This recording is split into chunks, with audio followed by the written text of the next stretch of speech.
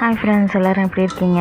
இன்றைக்கி வந்து carrot beans உருளைக்கிழங்கு போட்டு வெஜிடபிள் பிரியாணி தாங்க செஞ்சு முடிச்சுட்டு ரைத்தா செஞ்சுங்க. அதுக்கப்புறம் ஒன்றும் செய்யலை.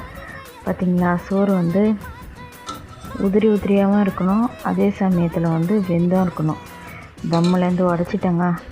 இங்கே பாருங்கள், வெந்தும் இருக்கும். வெந்துடுச்சு பாருங்கள். பார்த்திங்களா, ஒரு காலத்தில் நானும் எதுவுமே சமைக்க தெரியாதுங்க எனக்கு.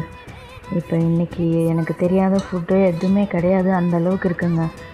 அதான் நம்ம வந்து 2 விஷயம் நம்மகிட்ட இருந்துச்சுன்னா எல்லாமே ஜெயிச்சிடலாங்க. ஒன்று வந்து சகிப்புத்தன்மையும், இன்னொன்று வந்து நம்ம முன்னுக்கு வரணும், ஜெயிக்கணும்னு ஒரு வெறி இருக்கணுங்க. அதுதாங்க. இப்போ நம்ம ஒரு டைலராக ஆகணும்னாக்கா ஒரு 10 ஜாக்கெட் வந்து வேஸ்ட்டாக ஆக்குறது ஒன்றும் தப்பு இல்லை.